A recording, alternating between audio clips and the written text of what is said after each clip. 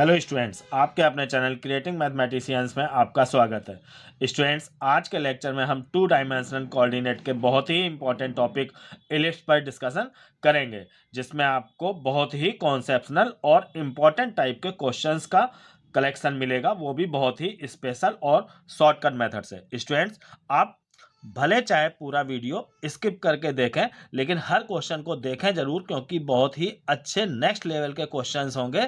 Generally in questions का solutions आपको videos में नहीं मिलेगा, तो आप पूरा वीडियो एक बार अवश्य देखें। अगर आपको क्वेश्चन आता है तो स्किप करके पूरा वीडियो अवश्य देखें। क्वेश्चन नंबर फर्स्ट देखते हैं। एक इक्वेशन हमको यहाँ पे दी गई है। देखिए, ये इक्वेशन जो है वो इलिप्स रिप्रेजेंट करती है, तो हमको आर की रेंज पता करनी है कि आर किससे किसके बीच में होगा। तो देखिए, यहाँ पर सबसे पहले तो हम इसको स्टैंडर्ड फॉर्म में लाएंगे, x square upon A square plus Y square upon B square equal to 1। तो पहले तो हम ये 1 उधर ले जाते हैं, तो ये हमको मिल जाएगा x square upon 2 minus r plus Y square upon r minus 6 equal to -1। अब देखिए, इधर यहाँ पे +1 होता है, तो हम ये -1 से डिवाइड कर देते हैं, तो हमको ये इक्वेशन मिल जाएगी एक्स स्क्वायर अपॉन, इसमें -1 से डिवाइड करेंगे तो ये r-2 हो जाएगा, इसका साइन चेंज हो जाएगा, प्लस वाई स्क्वायर अपॉन, इसका भी साइन चेंज हो जाएगा, तो ये 6 माइनस आर हो जाएगा इक्वल टू 1। अब देखिए, स्टैंडर्ड फॉर्म में आ गई, तो एक्स स्क्वायर अपॉन ए स्क्वायर, यहाँ पे देखिए ये r-2 जो है वो ए स्क्वायर है, और 6 माइनस आर जो है ये बी स्क्वायर है। तो A square B square means कि ये पॉजिटिव होने चाहिए, 0 या 0 से छोटे नहीं हो सकते हैं। तो यहाँ पे हमको रिजल्ट मिल रहा है कि r-2 greater than 0 and 6 minus r greater than 0। इससे देखिए हमको r ग्रेटर देन 2 मिल गया, यानी कि 2 जो है वो लेस देन r हो जाएगा, और इससे हमको यहाँ पे मिल रहा है 6 ग्रेटर देन r, यानी कि r लेस देन 6। तो इसी में हम यहाँ पे लिख देते हैं r लेस देन 6। तो कुल मिला के r की रेंज जो है वो 2 और 6 के बीच में होगी, r की वैल्यू। तो ऑप्शन सी जो है वो सही होगा। नेक्स्ट क्वेश्चन देखिए, बहुत अच्छा क्वेश्चन है ये। The distance of centre of an ellipse. देखिए, एक इलिप्स की इक्वेशन दी गई है, इसके हमें किसी पॉइंट की सेंटर से डिस्टेंस दी गई है कि वो 2 यूनिट है। देन एसेंट्रिक एंगल इज, तो हमें इस पॉइंट का एसेंट्रिक एंगल पता करना है कि क्या होगा। तो देखिए, एसेंट्रिक एंगल क्या होता है और पैरामेट्रिक पॉइंट क्या होता है इलिप्स का, पहले आपको ये मालूम होना चाहिए। तो a cos phi a sin phi, ये इसका पैरामेट्रिक पॉइंट होता है, जिसमें फाई जो है वो एसेंट्रिक एंगल है। तो हमने इस पॉइंट को, जिसकी कि सेंटर से डिस्टेंस जो है वो 2 है, इसको हमने मान लिया कि ये a cos phi a sin phi है, पैरामेट्रिक टर्म में इसको हमने मान लिया है। यहां पर हम a और b की वैल्यू रख देते हैं, यहां पे b sin फाई होता है a cos phi minus b sin phi. तो पॉइंट हमको जो मिल जाएगा, देखिए हो जाएगा ये √6। देखिए a स्क्वायर 6 है, तो a जो है वो √6 हो जाएगा, √6 cos फाई कॉमा, यहाँ पे b sin फाई है, b √2 होगा, तो ये √2 sin फाई। तो कुल मिला के ये पॉइंट हमने मान लिया कि p है ये। तो अब इस पॉइंट p की c से डिस्टेंस जो है वो 2 दी गई है, तो अब हम इन दोनों के बीच की डिस्टेंस निकाल के इक्वल टू 2 के रख देंगे और सॉल्व करेंगे, तो हमको फाई की वैल्यू मिल जाएगी। यही फाई जो है वो हमारा एसेंट्रिक एंगल होगा। तो देखिए, अब हम यहाँ पे इसकी डिस्टेंस निकालते हैं इस पॉइंट की 0 0 से, तो ये √6 cos फाई माइनस 0 का स्क्वायर, तो ये 6 cos स्क्वायर फाई हो जाएगा, प्लस √2 sin फाई माइनस 0 का स्क्वायर, तो ये 2 sin स्क्वायर फाई हो जाएगा, इक्वल टू हम रख देंगे 2 के। यहाँ पे डिस्टेंस इन दोनों पॉइंट्स के बीच की 2 दी गई है, स्क्वायरिंग बोथ साइड कर देते हैं, तो ये 6 cos square phi plus 2 sin square phi equal to 4 हो जाएगा। अब देखिए, यहाँ पे हम इस sin स्क्वायर फाई को 1 माइनस कॉस स्क्वायर फाई लिख लेंगे, तो पूरी ये हमको इक्वेशन जो मिल रही है ये हमको कॉस स्क्वायर फाई में मिल जाएगी, और सॉल्व करके हमको कॉस स्क्वायर फाई की वैल्यू 1/2 मिल जाएगी। इससे हमको कॉस फाई मिल गया 1/√2, तो हमको फाई की वैल्यू मिल जाएगी 45 डिग्री। फाई यहाँ पर मतलब कि π/4 हो जाएगा। नेक्स्ट क्वेश्चन देखिए, एक लाइन दी गई है x upon a plus y upon b equal to √2 touches the ellipse, इस इलिप्स को ये टच करती है, तो इसका एसेंट्रिक एंगल क्या होगा। तो देखिए यहाँ पर सबसे पहले तो हम एसेंट्रिक एंगल के टर्म में हम पॉइंट मान लेंगे और उस पॉइंट पर हम टेंजेंट की इक्वेशन निकालेंगे और उस इक्वेशन को इससे कंपेयर करेंगे, क्योंकि ये लाइन टच कर रही है तो ये भी यहाँ पे टेंजेंट होगी। इससे हमको यहाँ पर एंगल फाई जो है एसेंट्रिक एंगल वो मिल जाएगा। तो सबसे पहले देखिए यहाँ पर हम टेंजेंट की इक्वेशन कैसे निकालेंगे, उसके लिए रिप्लेसिंग होती है। एक्स स्क्वायर की जगह हम x1 रिप्लेस करते हैं और वाई स्क्वायर की जगह y1 हम रिप्लेस करते हैं कर्व की इक्वेशन में, तो हमको टेंजेंट की इक्वेशन मिल जाती है। तो देखिए यहाँ पर इक्वेशन ऑफ टेंजेंट जो हो जाएगी, एक्स स्क्वायर को हमने लिख दिया x1 अपॉन ए स्क्वायर प्लस वाई स्क्वायर को लिख दिया y1 upon B square equal to 1। अब हम ये पॉइंट x1 y1 जो है वो पैरामेट्रिक पॉइंट यही a cos phi b sin phi मान लेते हैं, तो हमको ये मिल जाएगा x1 की जगह रख दिया हमने a cos phi upon A square plus y1 की जगह हमने ये b sin फाई रख दिया upon B square equal to 1। तो देखिए हमको यहाँ पर अब ये इक्वेशन हमको मिल जाएगी, ए कैंसिल होके x upon a cos phi plus y upon b sine phi equal to 1।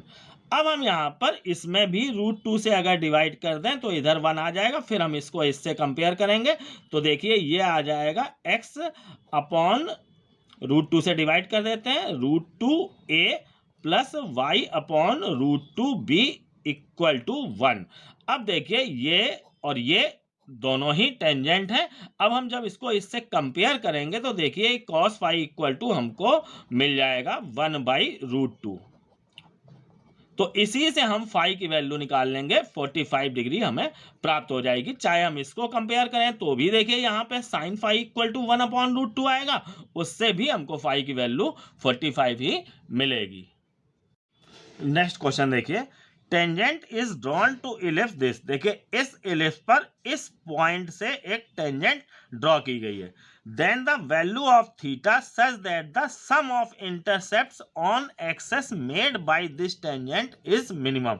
देखिए यहाँ पर हमको टेंजेंट की इक्वेशन निकालनी होगी, उसके बाद हम उसको इंटरसेप्ट फॉर्म में चेंज करेंगे, तो जो इंटरसेप्ट्स आएंगे उनका सम जो है वो मिनिमम हो।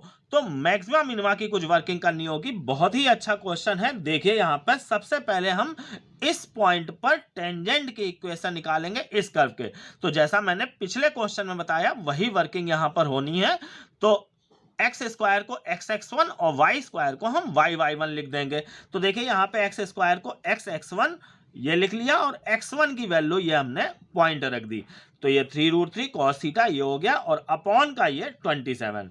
वाई स्क्वायर को लिख लिया y(y1), तो y(y1) जो है यहाँ पे हमारा साइन थीटा है, तो y साइन थीटा और अपॉन में कुछ नहीं है तो 1 लिख लिया इक्वल टू 1। तो इस तरीके से ये जो हमारा इलिप्स है उसके इस पॉइंट पर टेंजेंट की इक्वेशन हमको प्राप्त हो जाएगी। अब हमें इसको इंटरसेप्ट फॉर्म में चेंज करना होगा, क्योंकि सम ऑफ इंटरसेप्ट्स जो कहा गया है वो मिनिमम है। तो यानी कि फंक्शन जो हम बनाएंगे यहाँ पे मैक्सिमम मिनिमा की वर्किंग करने के लिए, उसमें यहाँ पर हमें इंटरसेप्ट्स का सम लेना पड़ेगा। तो इंटरसेप्ट्स क्या हो गए देखिए, इसके लिए इसको हम x upon a plus y upon b equal to 1 के रूप में लिखेंगे। तो ये जो ऊपर है इसको हम उठा के नीचे ले आएंगे, ये 3√3 27 से कैंसिल होकर नीचे 3√3 आ जाएगा, कॉस नीचे आ जाएगा, तो ये सेक थीटा हो गया और साइन थीटा ये 1 अपॉन इसको हमने कॉसेक थीटा लिख लिया। तो इस तरीके से ये हमको इंटरसेप्ट फॉर्म में टेंजेंट की इक्वेशन प्राप्त हो गई। अब ये हमारा x इंटरसेप्ट है a और इतना ये जो है वो y इंटरसेप्ट है b। अब इनका सम जो कहा गया है वो मिनिमम है, तो थीटा की वैल्यू हमको निकालनी है। तो देखिए s सम हमने ले लिया, s equal to this plus this. अब हम यहाँ पे इसको डिफरेंशिएट करेंगे ds बाई डी थीटा, ये मैक्सिमम मिनिमा की वर्किंग है।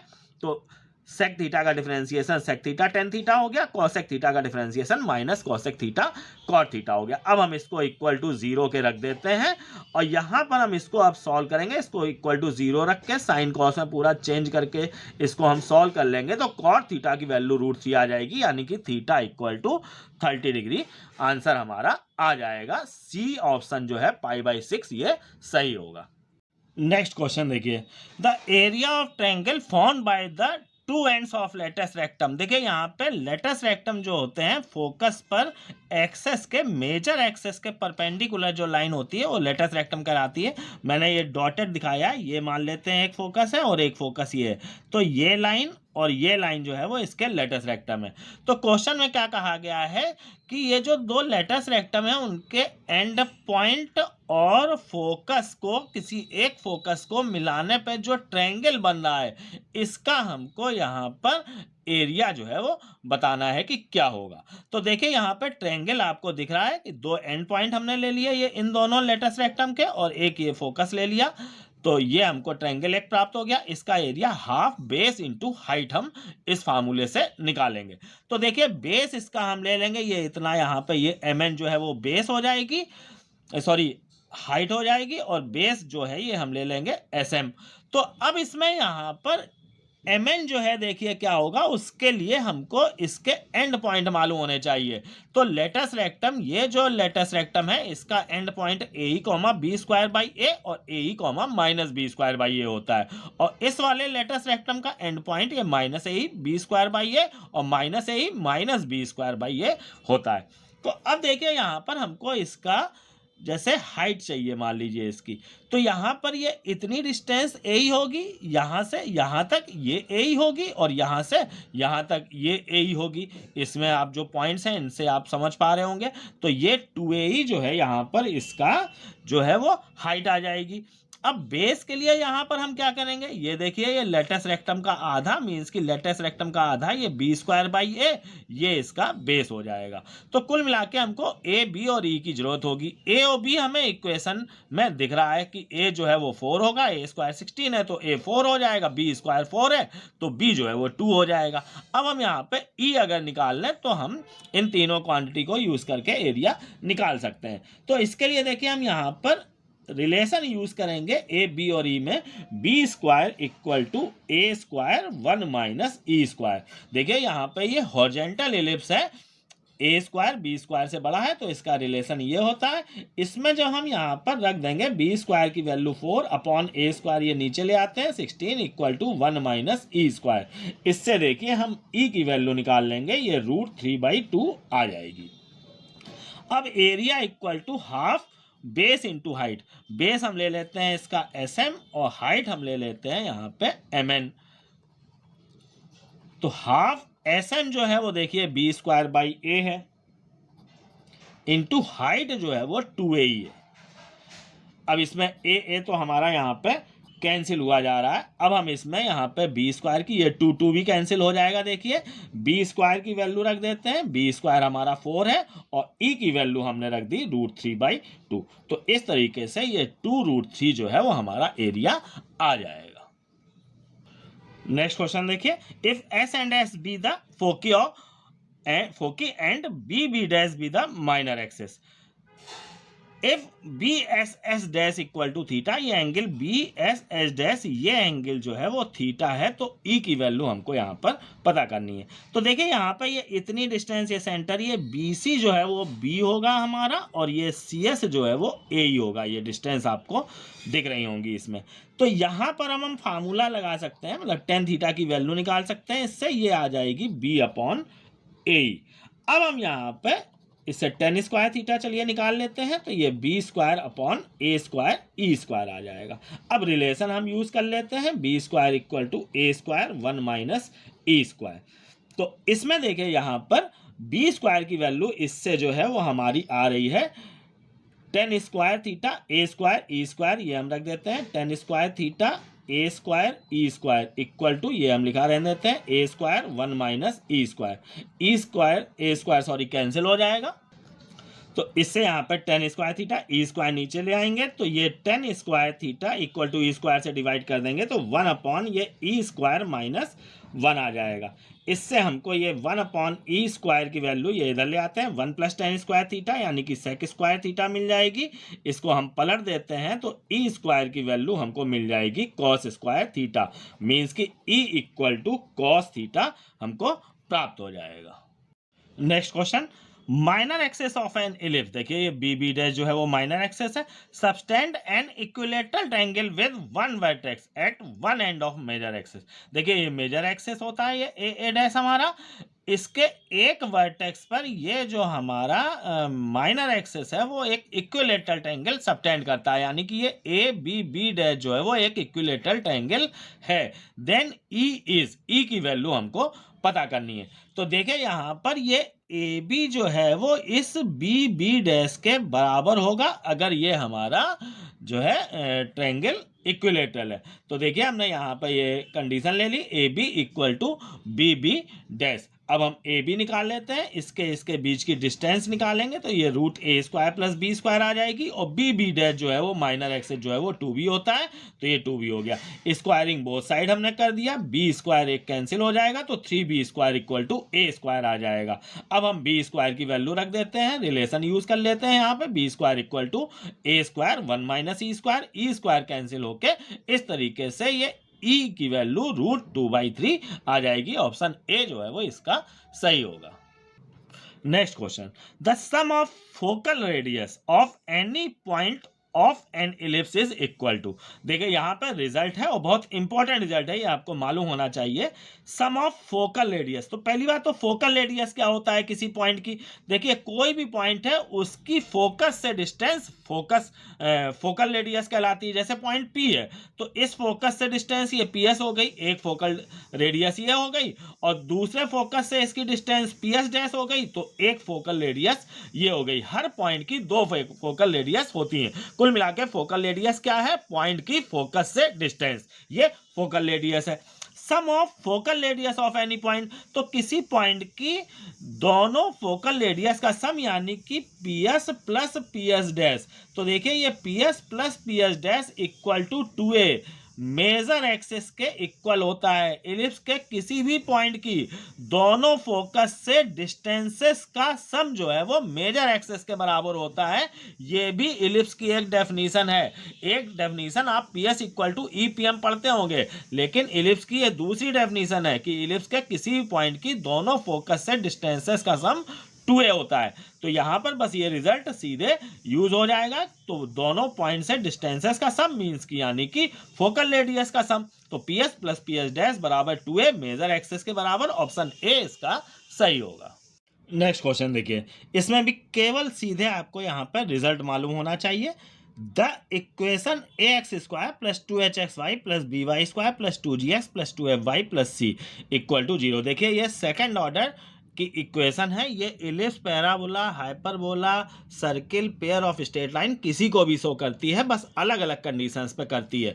तो ये इक्वेशन जो है वो इलिप्स को शो करेगी। इसके लिए जो कंडीशन है, देखिए इसका ऑप्शन बी जो है वो सही होगा कि डेल्टा जो है वो नॉट इक्वल टू 0 होना चाहिए और h square minus A B less than 0 होना चाहिए, मतलब कि एच स्क्वायर लेस देन ए बी होना चाहिए। डेल्टा क्या होता है ये मैं लिख देता हूं, आगे 1-2 क्वेश्चन मैं इसके ऊपर बताऊंगा।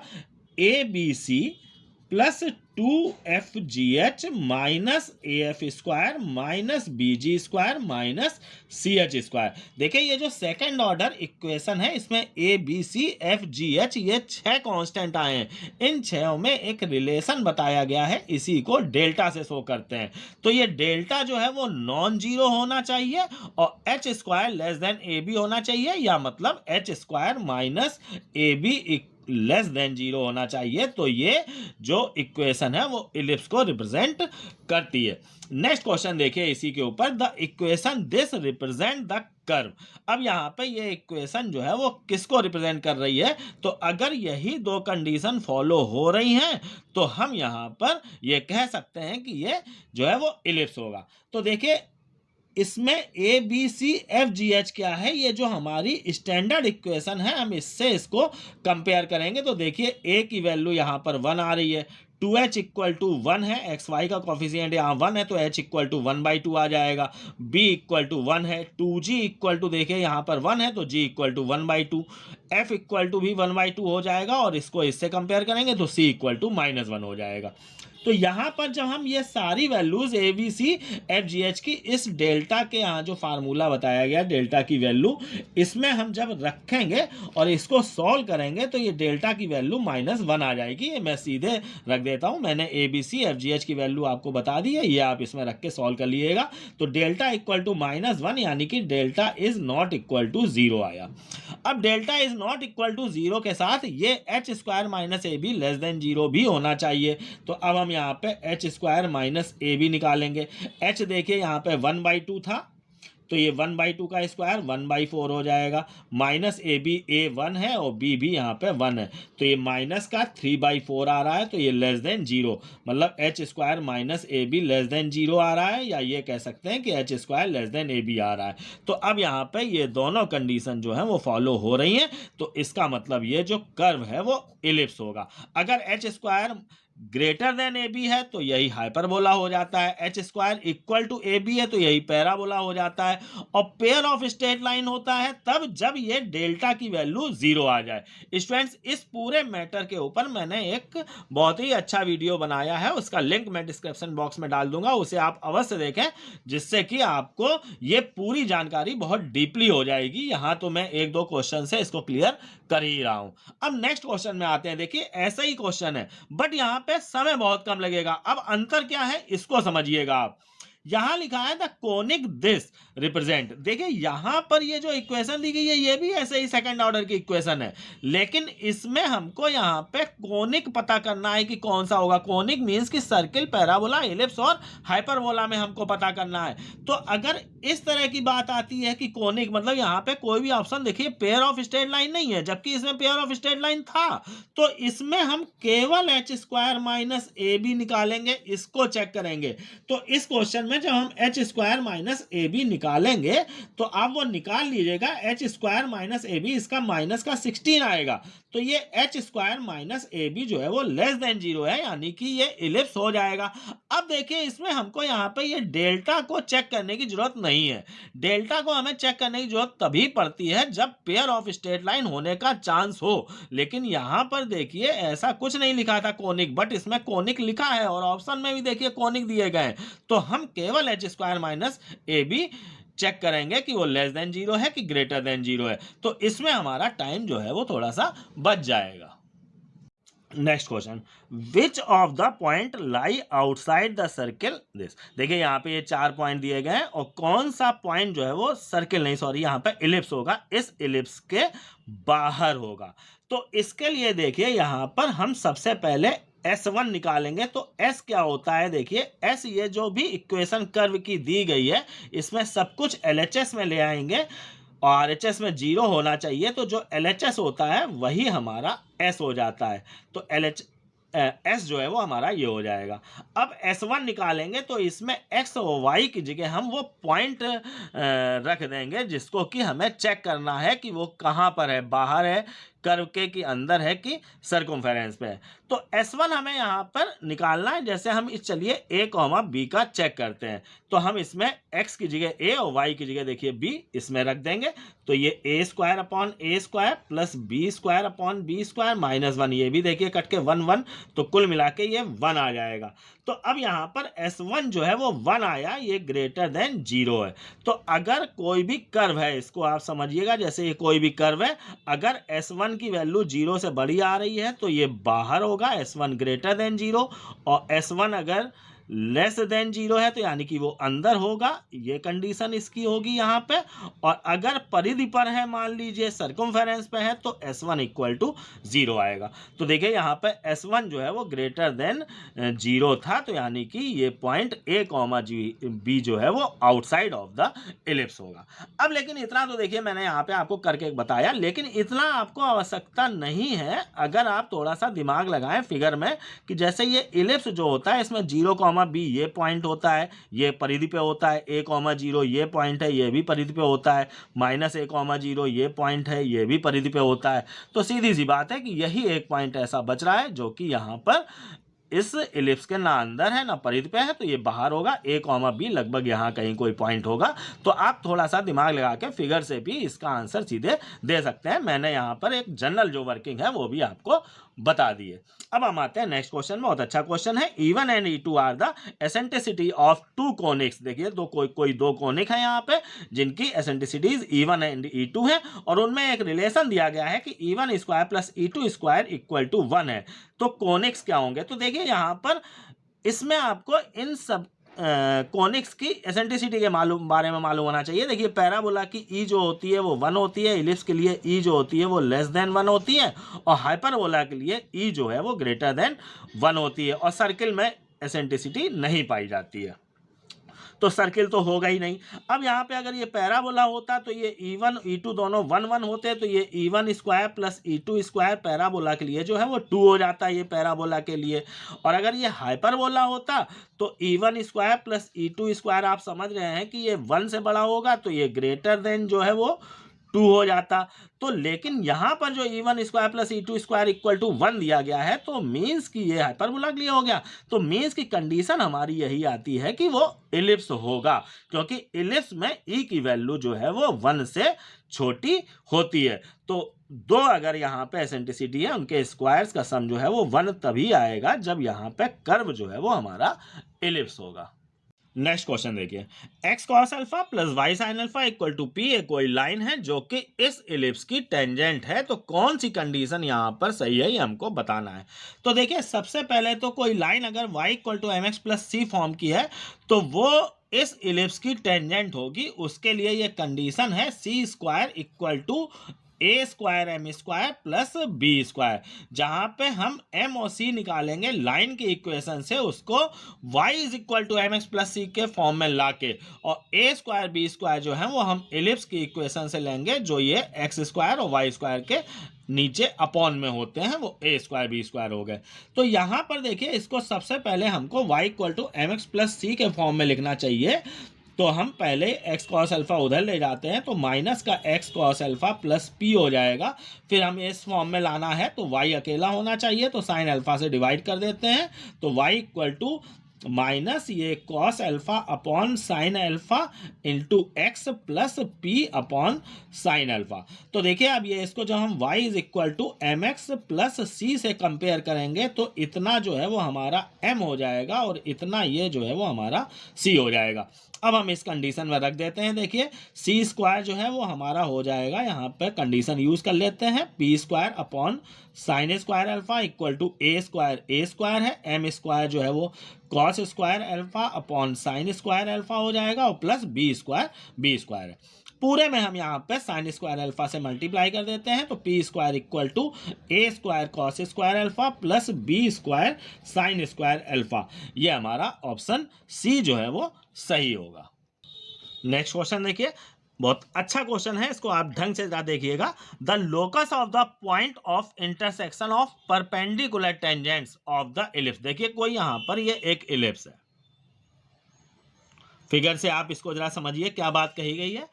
हमें ऐसे पॉइंट्स का लोकस निकालना है जहां से इस इलिप्स पर टेंजेंट्स ड्रॉ की गई हैं। तो ये तो आपको मालूम ही है कि किसी एक्सटर्नल पॉइंट से हम दो टेंजेंट ड्रॉ कर सकते हैं। तो देखिए ये एक टेंजेंट ये ड्रॉ की गई और एक टेंजेंट ये ड्रॉ की गई, इनके बीच का एंगल जो है वो 90 डिग्री है।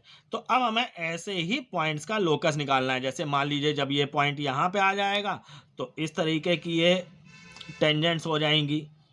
ऐसे ही ये पॉइंट जैसे मान लीजिए यहाँ पर है तो इस तरीके की टेंजेंट्स हो जाएंगी।